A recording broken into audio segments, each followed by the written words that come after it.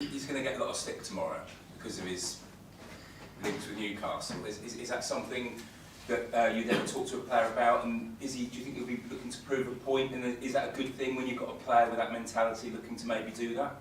Well, he's a really experienced player. Obviously, he's played at the highest level for his country and with his previous club, so I think he's very used to that. And in anything, I think those players take it as a motivation. When you were a player, was there a specific game where you got a lot of stick? What can you remember? So, anywhere in particular you'd always go back, and what's it like? I don't know, personal stick, to be fair. No, probably the one that impacted me the most, I was really young at the time when I was playing at PSG and we played Marseille away. It was an atmosphere that really impacted me because it was my first time as well playing in such an atmosphere and rivalry. But it was great. Thanks, Charlie. Gary? Miguel, you were talking to Simon about the AI. What would you like from AI? Because obviously there's no point in the tech people producing a system without your input. So what would you want as a manager from AI? It makes me think and it questions certain things that we do. But would you want it to model injuries, model games, model tactics? If it's reliable and can help us, for sure. If it can guide us, for sure. But always without losing the sensitivity and the feeling and the following the gut at the end, which at the end we're dealing with human beings, and that's an aspect that so far is not able to replace. Thanks, Gary. When he started his coaching, can you remember when he started his coaching here, when he was coaching some of the players who are now part of the first team? I think Ethan was one of them, and they had a great group because it was, I think, Cedric, Molneni, there were a few there as well, and I loved it because that means that, and I'm sure if he wants to, one day he's going to be a great coach, and many others that they have started their licenses while we are here because they feel inspired, they love it, and they see an opportunity as well to improve their lives after they retire. Thanks, Gary. Sam from the Telegraph. What kind of coach do you think Granit would be? It will be up to him to decide. That's not for me, but I think a very good one. Would you like someone like that on your coaching staff in the future if he wanted to come back? Who? Granit. Let him play first. I think he's playing every minute of every game, so I think he still have a long career ahead of him.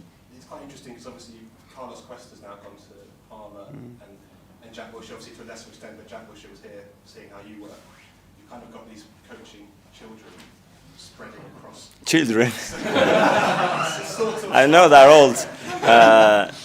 But it's great. At the end, everybody has a pathway. Everybody needs an opportunity. I go one, and the players and the people around you obviously need to have that. And everybody wants to develop and try things in life. And when they feel that's the right moment to do, you have to let them fly and wish them the best.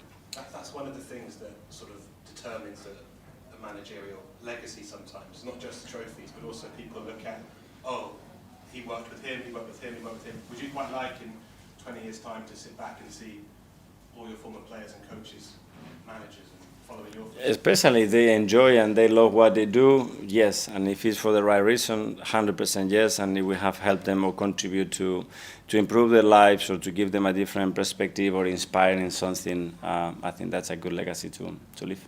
Thanks, Sam. Just a couple more. Ed from The Guardian, please. Hi, Miguel. Hi. Just one on David Raya. There's a bit of a joke going around at the moment that he doesn't need to even turn up for work because he's not facing any shots, 12 shots in 8 games.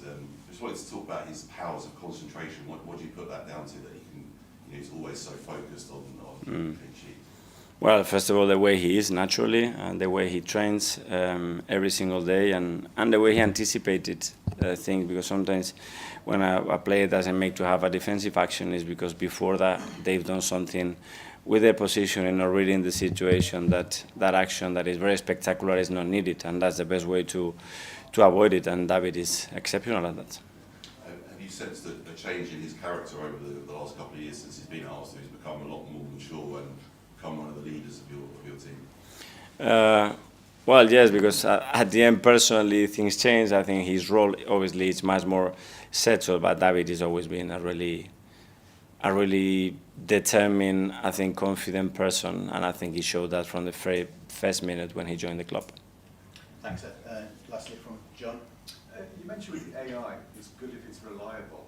A lot of AI seems to me to be absolutely off the mark completely. What kind of question do you ask me? Well, Any?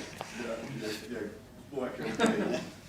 As a manager, how do you sift out what is so important and what is wrong in general, and all the stats you get, because you get more stats. Well, exactly. It's like stats, yeah. So how do I interpret those stats and how reliable they are, and especially for how long we are analyzing things, because my database is so small, you can get very confused, very annoyed immediately, but this data means nothing, because you have to analyze, first of all, what is the methodology to analyze data. And if you don't understand that, you just have looking at data, then you can have a big problem. So you're not going to be replaced by a bot anytime soon as a manager? That's not going to be up to me, unfortunately, but we never know. Let's be on our toes. Yeah, thank you. So, safe travels tomorrow if you're travelling up. Thank you. We're going to go out that door, Mikael. This door.